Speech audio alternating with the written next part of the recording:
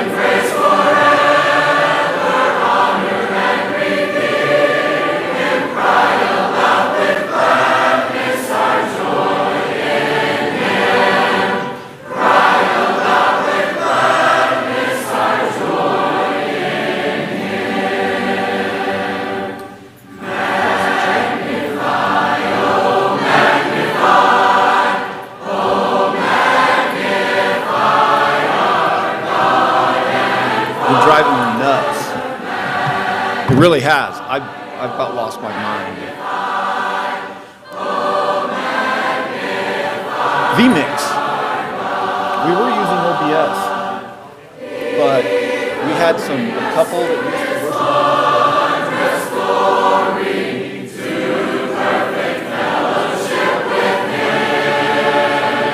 Actually, we will see His wonder. We will see His beauty. Cry aloud with gladness, our joy in Him.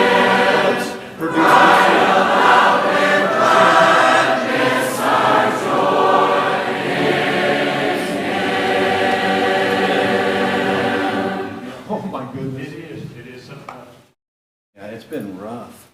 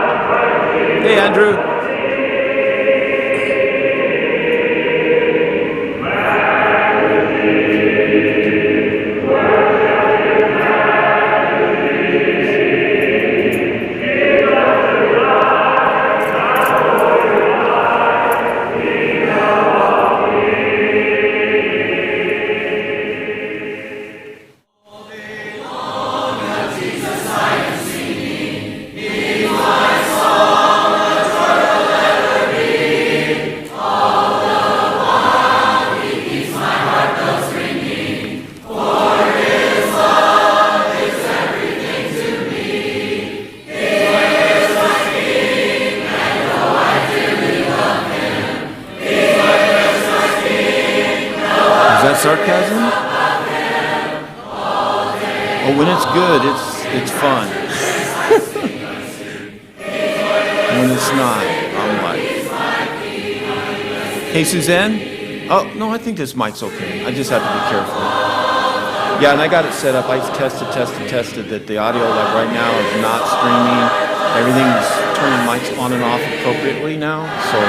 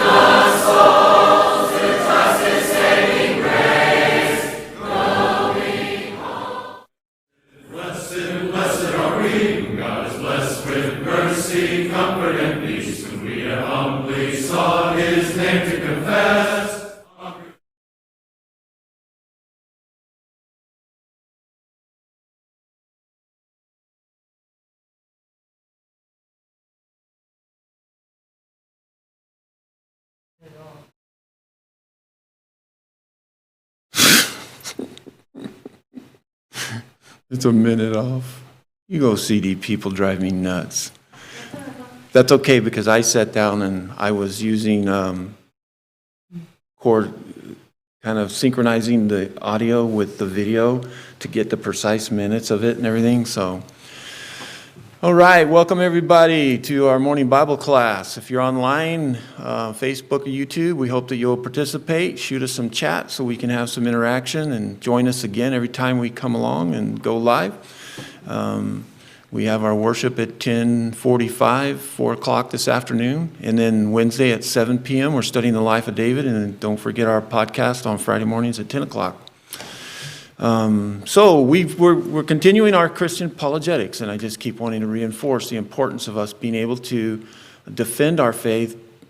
But I think one of the bigger goals I want you and I as Christians to also feel confident in our faith. You know, I know that sounds horrible. You know, in a way I thought about me saying it like that, and I thought, you know, that sounds kind of weak, you know, that you have to tell somebody you need to be confident in your faith. But when we think about it, we have so much negativity around us in so many subtle ways. It comes at us that people are not even knowing what they're saying through their own ignorance about how, oh yeah, remember billions of years ago, the dinosaurs, and you're going, and it soaks in. It eventually kind of gets to us because then we start thinking that. And then you go, well, that's not true.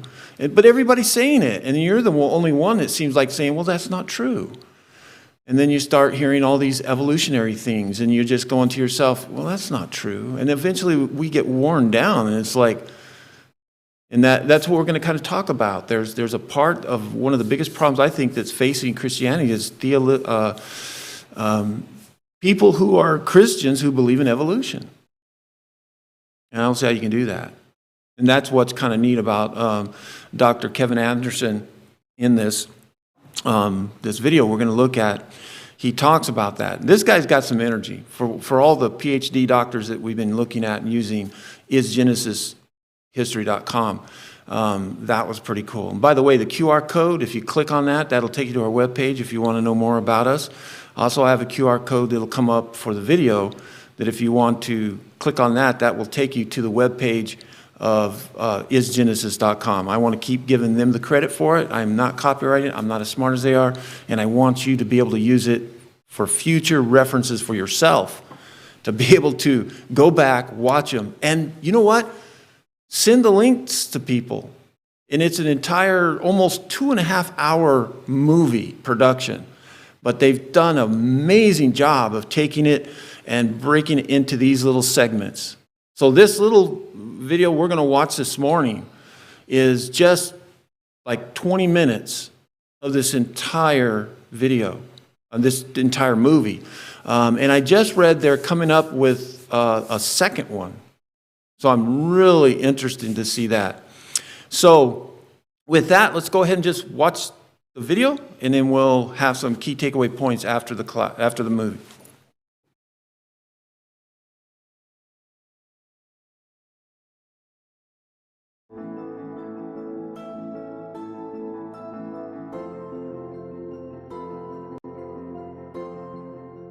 Kevin, it seems what you're describing here is that there is a large part of the scientific community that is in kind of a desperate attempt here to preserve age.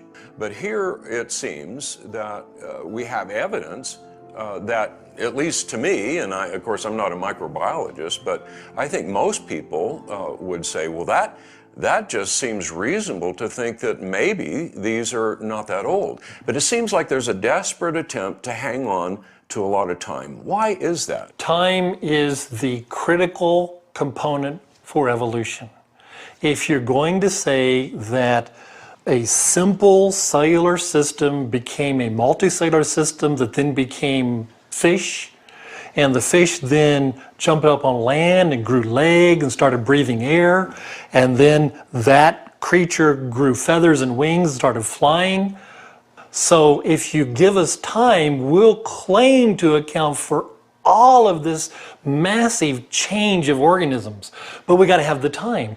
So What you're saying is that if you pull out the notion of a long period of time, you're pulling out a major foundation for the conventional paradigm. Absolutely. Evolution, specifically neo-Darwinism, requires a lot of time.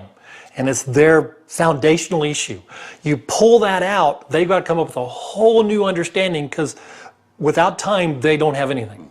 Well, as a microbiologist, looking and understanding, no doubt, that conventional paradigm that requires a lot of time, why does it require a lot of time? Does that bring us to the issue of mutations?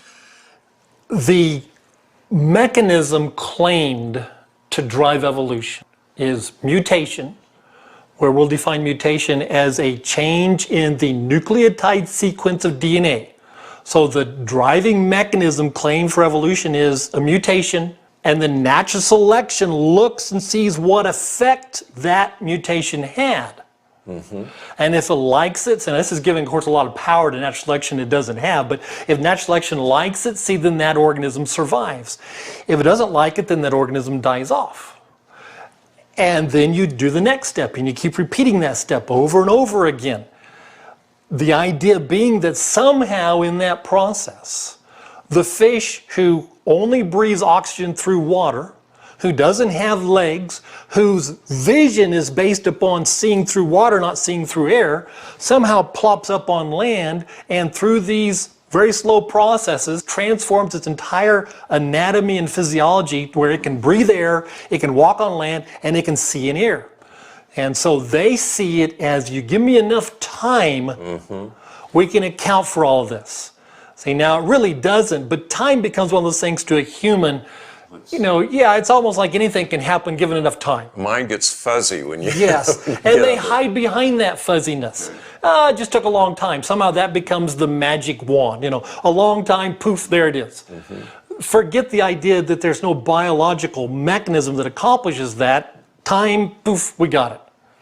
But we have heard, I think over and over again, that the notion of mutation really does happen quickly, because, you know, we're talking about bacteria and those kind of things that we're told, well, they mutate very quickly and they can change rapidly. This is your specialty, This is isn't it? my specialty. The first point I need to make is that Darwin wrote his original ideas in a time where there was very little known about the cell and even less known about genetics. Now, Gregor Mendel, who's kind of considered the father of genetics, he did the pea plant studies and all that, he and Darwin were peers. And there was even found in Darwin's library an unopened copy of Mendel's paper. But it's questionable even if Darwin would have opened it, if he would have understood it, because, and that's not putting Darwin down, that's just a matter of most people in that time didn't understand Mendel's studies. They just simply didn't understand it. And so Darwin proposed these ideas, and they became very popular at a time where genetics and even cellular biochemistry was not well understood. So in essence, there was this big vacuum of lack of knowledge that they were able to quickly step into, and we could just pretend that it all made sense, because maybe, maybe not, we just simply didn't know.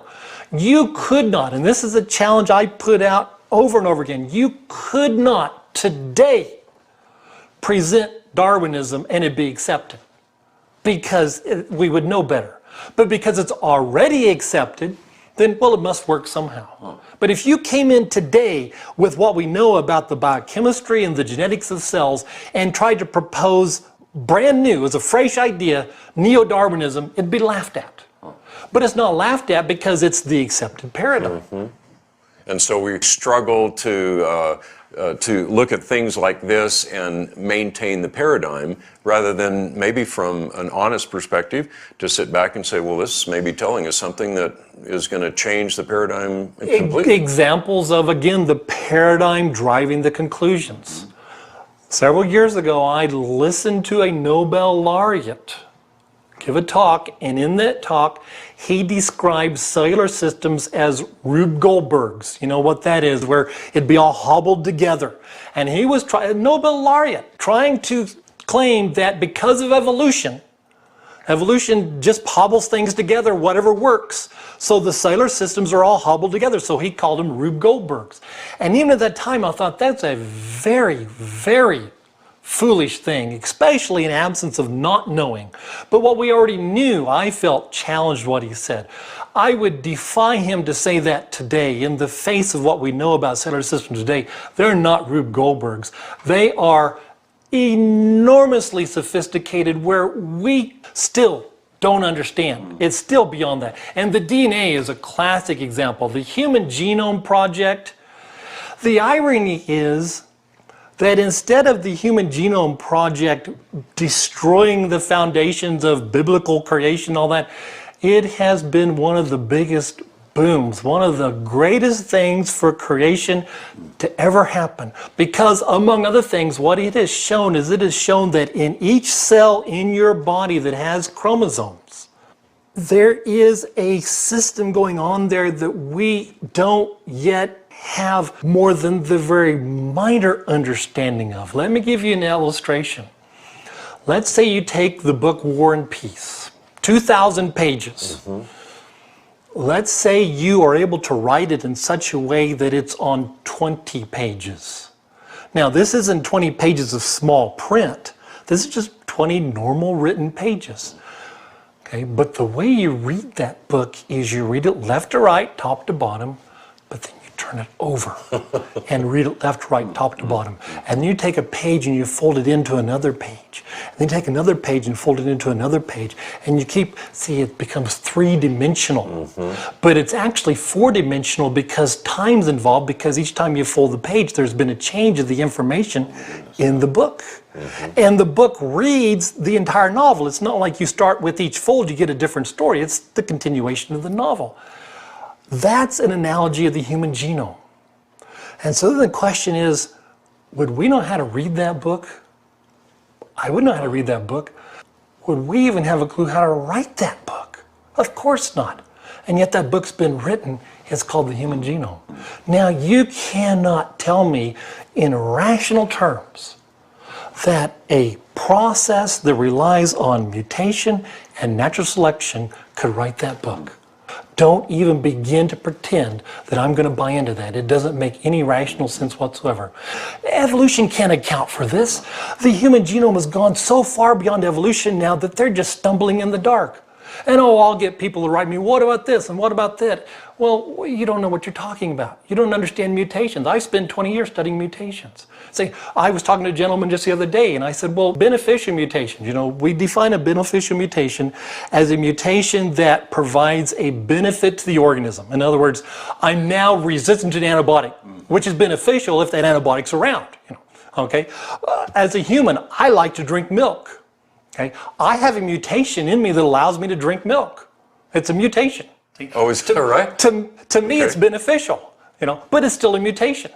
So if you look just at beneficial mutations, which is what evolutionists love to look at, beneficial, beneficial, beneficial, and I say, but that's really irrelevant. What's happening at the genetic level? That's the key. It's not whether it's beneficial or not beneficial, it's what's happening genetically. And what we see, for example, with antibiotic resistance. Antibiotic resistance comes by one of two ways for the most part. You have a vector come into the organism, which is bringing in some kind of gene that makes it resistant. Okay, well, that vector already exists. You're not introducing anything new into biology, it's already there. So that doesn't account for the origin of anything, it just counts for how it moves around. Okay? The key thing then becomes mutations. That's why evolution is mutation and natural selection. Because if you do change the sequence, that has the potential to give you a whole new genetic component, a whole new genetic activity. But when we look at mutations that cause antibiotic resistance in bacteria, what they are is mutations that eliminate transport proteins, eliminate enzyme activities, eliminate functionality of certain proteins, eliminate, reduce, cut down, eliminate. See, is there a trend here? Yeah, okay. With lactose utilization in a human. The reason I can drink milk is because the normal regulatory system that shuts down the gene that makes the enzyme so you can digest lactose, when you move through puberty, that gene gets shut down. If you have the mutation, that blocks the shutting down. But what have you done? What you've done is you've eliminated a pre-existing system. There are people that are actually resistant to HIV. Do you know how they're resistant to HIV? They are missing the key protein the HIV virus binds to. And if the virus can't bind, it can't infect. Now, if you're exposed to HIV, that'd be pretty beneficial mutation, right? Sure. But what's it caused by? It's caused by loss of a pre-existing protein. And so what we see, and I can go on and on, what we see is repeatedly what the evolutionist community does is they offer example after example after example of what they claim, here's how evolution works. No, it's not. Because what you're doing is you're taking pre-existing systems and knocking them out or reducing them. You're not explaining how they evolved to begin with. It's the analogy of if you have a house, and in your house you have the dining room and a wall and then your recreation room. And your wife, being, the big socialite that she is, she wants a bigger dining room to entertain her parties. Well, you have a choice. I can keep my rec room, or I can knock at that wall and get a bigger dining room. Well, everybody knows happy wife is a happy home. So you knock out the inner wall and they have a bigger dining room. And it's beneficial because she's happy. But don't tell a carpenter that how you built the house was by knocking out a wall. But that's what evolutionists do repeatedly, is they give you an illustration of knocking out a wall, and this is how the house was built. Now, Kevin, a lot of your research was done in the area of studying bacteria. Correct. Is that correct? Correct, yes. Particularly mutations in bacteria. Yeah, okay.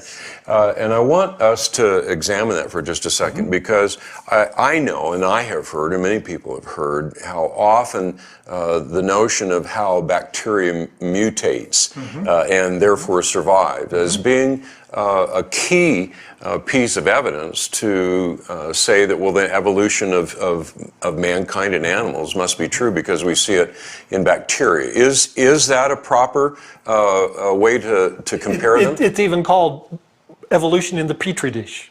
Okay. Yeah, they like using bacteria because first off, you have very short generation times, because you can get several generations in a day. Even if you're studying fruit flies, it takes more than a day for a generation. Okay, so bacteria make themselves very nice as a system when you're trying to study a lot of generations. And bacteria readily mutate, so that makes it very nice also. See, hopefully humans don't readily mutate to the extent that we constantly change our physical features, so that makes it a little tough to study humans when you're wanting to study the effects of mutations. But bacteria readily mutate, and so a lot of that makes it a very good model for studying those kind of problems, for studying what do mutations do, what causes mutations, what happens to the mutants after they form. Now, the problem becomes that humans are not bacteria. Bacteria can make a fairly dramatic mutation and then come back later and correct it. Let me give an example. To become resistant to certain types of antibiotics, some bacteria will eliminate an enzyme or a transport protein. Just get rid of it. Now, if a human got rid of a certain enzyme or transport protein, we'd probably die.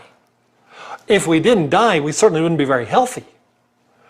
The bacteria may experience some loss of health, shall we say, but it survives the antibiotic. And then once the antibiotic is gone, it starts making that again. It regenerates. Humans can't do that so easy. We can't just shut things on and off like that. And particularly because our generation time is, every 20 years, not every 20 minutes. Bacteria, because of the generation time, they can reproduce very quickly, and they can pay what is called cost of selection. If I were to expose a large container of bacteria to a very, very traumatic environmental condition, like starve them for an amino acid, I may kill 99.9999% of that population of bacteria. But the next day, those few that are left that have the mutation that allows them to compensate for, lack of a particular amino acid in the media, they've regrown and the whole population is restored again. Just boom, just like that. Whereas with humans, if you wipe out 99.99999% of the humans, first off, that's a potential extinction event. But second off, even if we do survive, how many centuries and millennia will it take for us to recover from that? See, so bacteria can pay that extremely high cost of selection, where you eliminate almost all of them, but a few survive, and the population returns back very quickly, and voila, evolution has occurred. That's what we're told. You know, you can't really do that in humans and in dogs and in cows and such. They don't respond that way. So what works for bacteria doesn't really work very well for animals. But because bacteria is so easy to study, they like to extrapolate. They like to say, well, look, this is how it would work in the animal too. Well, not necessarily.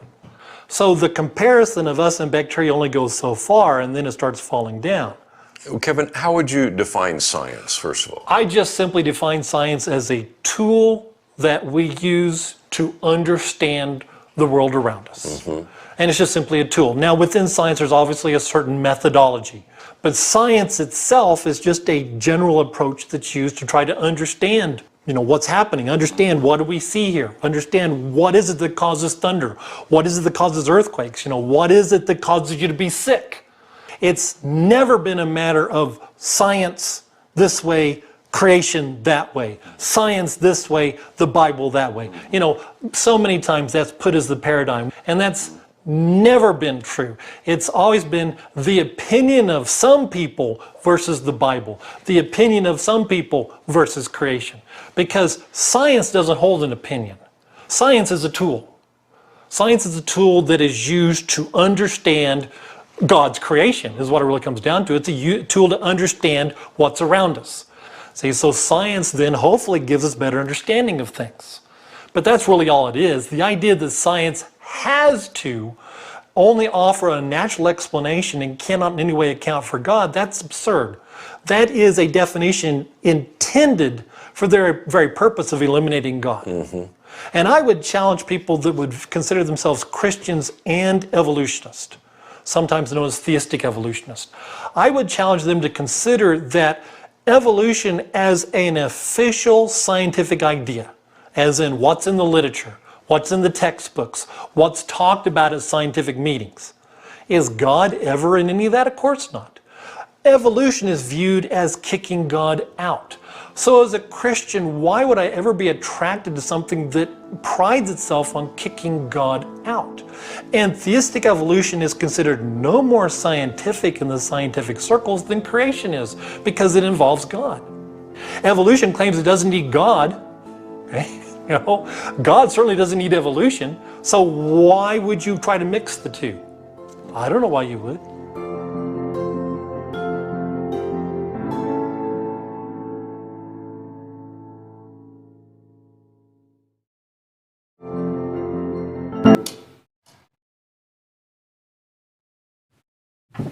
So, what do you think?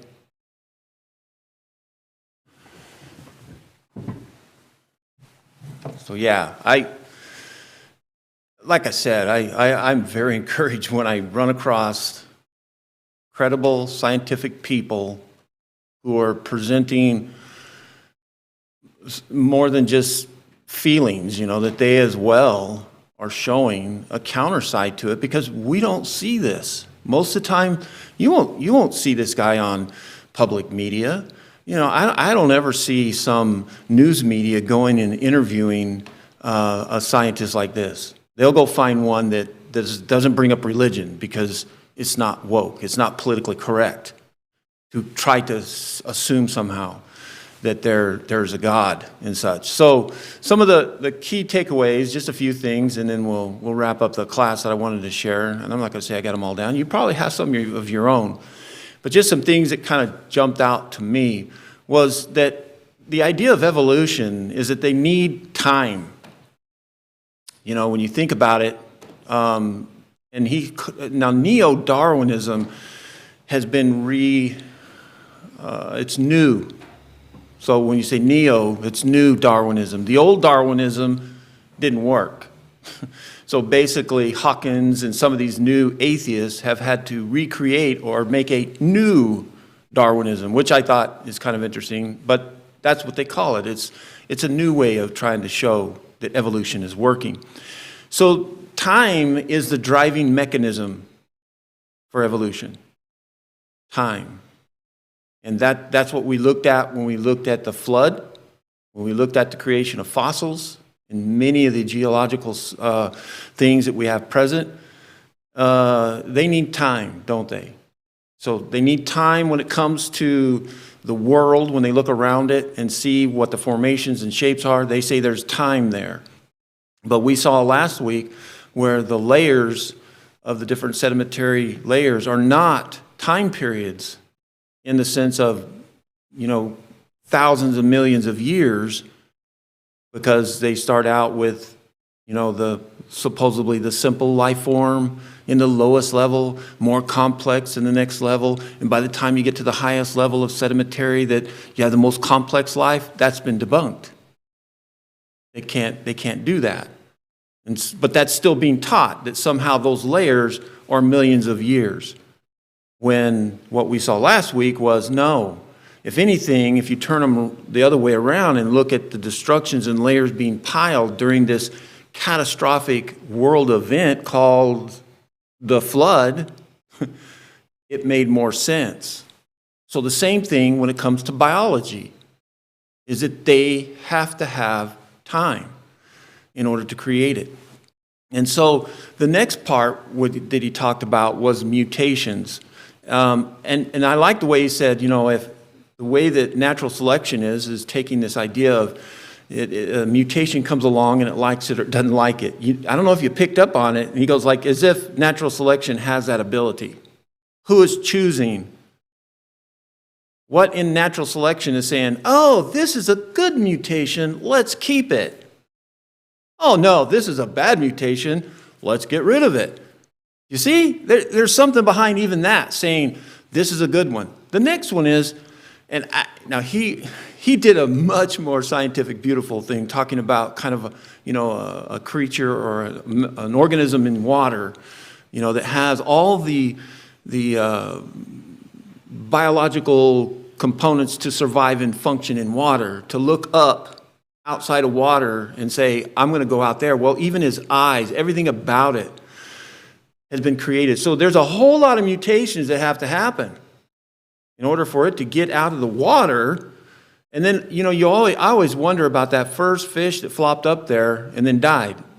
So did the one in the water go, hey guys, we need to mutate a little bit here. We got to get some legs, bros. We got to get some lungs. We need to.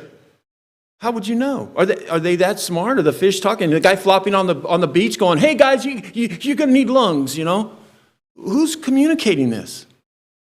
Another one I've used, I haven't used it as scientific like he does, but I love this one, is, what about the first woodpecker? You ever thought of that? How did it get to the next one? First off, don't you think that there's some worms and food a little easier to get a hold of than beating? Now, I know some people that are like that, right? They'll beat their heads against the wall trying to do something, but that first woodpecker going, man, there's a worm back there. There's a bug back there. Bam, bam, bam, bam. And then he dies. The next one goes, you know what? I need a little bigger beak. And then bam, bam, bam. And he dies because he doesn't get to it. He starves to death. And then, you know what? I need a little bigger one. And then he finally gets it and he goes, wait a minute. You know what? I need a tongue that can actually reach out in and then grab it. I got to it, but I can't. But he died because he didn't have the tongue. Well, at some point there would be the ancient woodpecker would say, you know what? There's a worm in dirt. There's an insect on that leaf up there. Why would it not go after that? So time is needed. But when you look at the biological systems, to me, it makes sense. Not even to mention the symbiotic relationships. In other words, life forms that are so different from one another, but yet they depend on each other. There is a plant that the only way that its seed can be fertile enough to then reproduce is it has to be eaten by a bird. And it has to go through its digestive tract and be pooped out on the ground. And now the seed will grow that plant. That's symbiotic. Now, how did that happen? Did the plant go? Oh, here comes a bird. I think, if he'll, come on. So to me, there's a lot of this that, he talks about that I think. The other thing is mutations happen rapidly. The opposite of time. They're happening rapidly. And the next key point I thought was important is the idea of our knowledge about biology, the cellular level and DNA and such, and talking about Mendel being the, that wrote a book that was sitting on Darwin's shelf. That even, Dr. Anderson said, people didn't understand what he was saying. But it was showing the fact, even at that timeline, of a historical point that people were trying to develop this evolutionary process, that they were starting to understand that there's something much richer and deeper in the cellular level of life forms, but they didn't understand it. Now, when he talks about the paradigm driving the solution, in other words, I already have an answer. I already know everything about a certain particular system, evolution. In other words, evolution brings life, period. Then you go look for the solution. No, that's a theory. That's where you get back to trying to, develop what you believe, how it happened, and then you try to build it and then support it. And when it doesn't support it, then you change. You keep evolving. But today, evolution is really taught as a fact, not something in process. So the paradigms, as they're talking about, and we saw this last week, that they're talking about all the time, paradigms. There's two paradigms, basically, as we're referring to here. Is one is the paradigm of creation, that there was a God, a designer. The other paradigm is it just spontaneously happened somehow in some way and evolved into complex organisms and stuff that we have today. So that's the other thing. The big mind blower, though, seems to be that, when he talked about the Human Genome Project. And opposed to what people thought was going to happen when we started learning more about genetics and trying to really prove that evolution, it's done the opposite. It's done absolutely the opposite. It's shown the complexity of it. Dr. Myers, The Signature in the Cell, fantastic book. He's on YouTube. I highly recommend go find him and watch him, because this guy has more PhDs than most people talking about creation and evolution. I think he's got like 2 or 3 PhDs, everything from biology to philosophy and he is so brilliant. Signature in a Cell. And his main point of that is, where did the information come from? To cause it to, you got to start somewhere with information. And so it fits in with this idea of the Human Genome Project and looking at DNA and the information. And the way he described the folding over, that's describing the folding over of DNA and the information that's in it. Where did that come from? And how does it know to continue to reproduce an ear just like this, or different organisms? It means there's an information source. Just look at the simplicity of DNA. I mean, it's almost like computer binary, 0, 1, 0, 1. Who come up with that? Accident? Well, no wonder they need 3 trillion billion years to try to come up with something like that, because it just doesn't happen. It doesn't make sense. The other thing about mutations, remember, he pointed out that it removes or eliminates. It does not add to an organism. And it removes and eliminates things that are already existing. So, for example, he used the good one that we know, that the only reason we as humans and adults today have the ability to have milk and eat milk and dairy products is because of a mutation that occurred a long time ago that shut something off. Did not create something new, but took something that existed and shut it off. See, I always thought the people who couldn't eat dairy products were the weirdos, but they're not. They're actually the ones that are more normal, because that's the way it used to. But we have mutated and shut that off, the ability to stop it, which it used to be. So that's the key thing. Mutations do not create new processes or design. That's what evolutionists need. They need mutations to create something from nothing, other systems, and create something new. in order to then make something better. The fish who cannot breathe on land has to mutate and create a lung. From what? And very clearly, that's one of the most powerful things I get out of this, is that no, mutations cannot create something new. And the fact that somehow in that natural process has to decide that that's a good one or a bad one. So we have a lot of things that just really show it. And I like the other thing that he brought up is if a scientist or somebody was to go and try to present Darwinism today with what we know, it would be rejected soundly.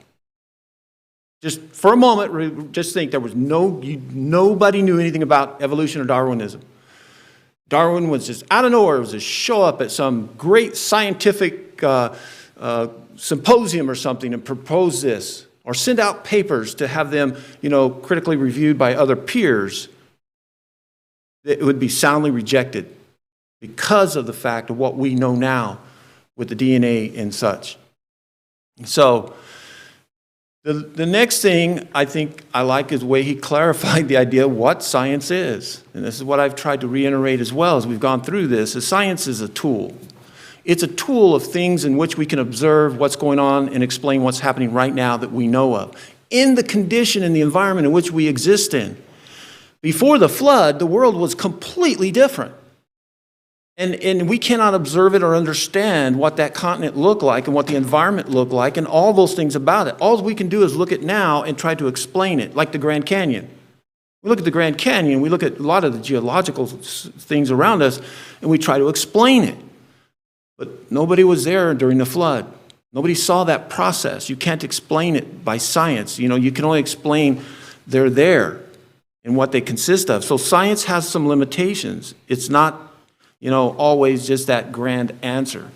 And it has no opinion, which that's not what's going on in our society today. Today, science seems to have all the opinion, which seems to then turn to fact.